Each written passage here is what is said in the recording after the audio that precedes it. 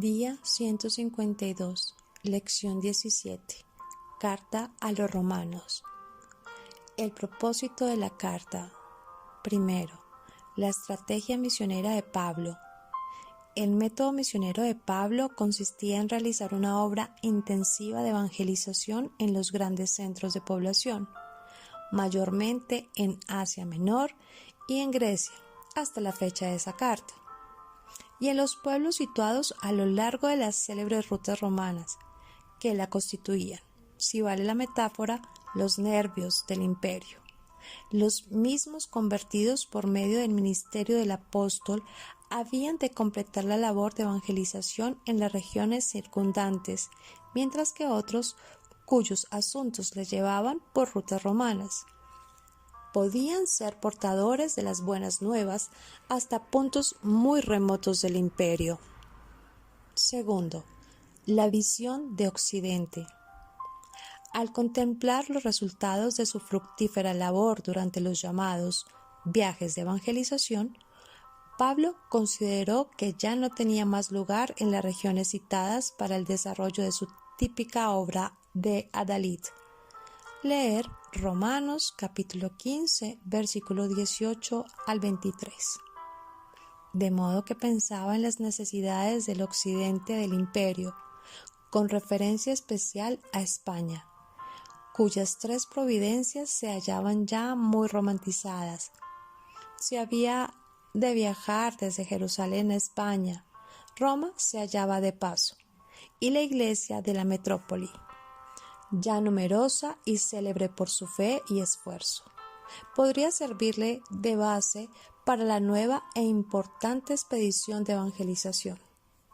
No sabemos si Pablo llegará personalmente a España o no, pues las aseveraciones de eruditos católicos se basan sobre referencias tardías, que a su vez podrían explicarse por la medición de las intenciones del apóstol que hallamos en Romanos capítulo 15, versículos 24 y 28.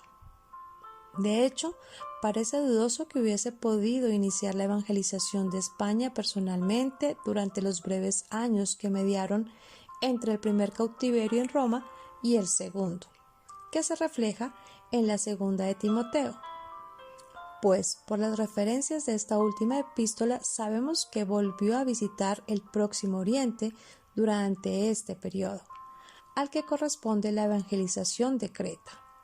Leer Tito capítulo 1 versículo 5, capítulo 3 versículo 2, segunda de Timoteo capítulo 4 versículo 13 y 20.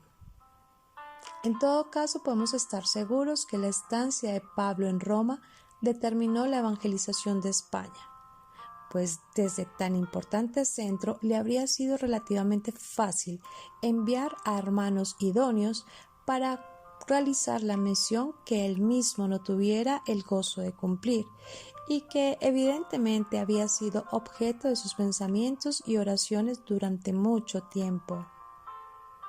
Tercero, la importancia de la presencia de Pablo en Roma. Sería una equivocación, sin embargo, suponer que Pablo se interesaba en la iglesia en Roma solamente como punto de partida para la evangelización de Occidente, ya que al llegar cerca del fin de su labor en Éfeso, veía la necesidad de una visita a la metrópoli, sin que se mencione a España. Pasadas estas cosas, Pablo se propuso en su espíritu, por el espíritu, ir a Jerusalén, una vez recorridas Macedonia y Acaya, diciendo: después de haber estado allí, me será necesario ver también a Roma.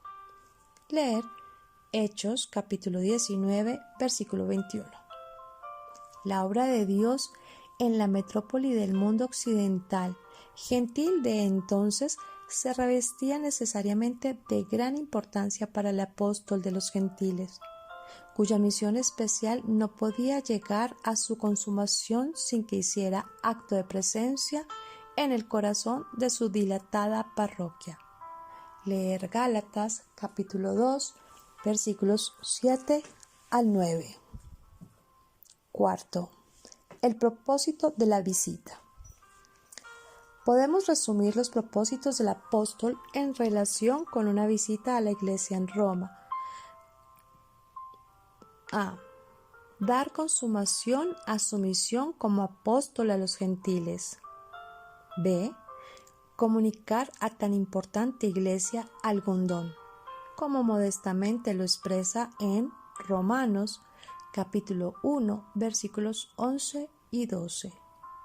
Quiere decir que tal iglesia debía beneficiarse por la entrega personal del sublime, de doctrina que el Señor resucitado había encomendado a su siervo Pablo.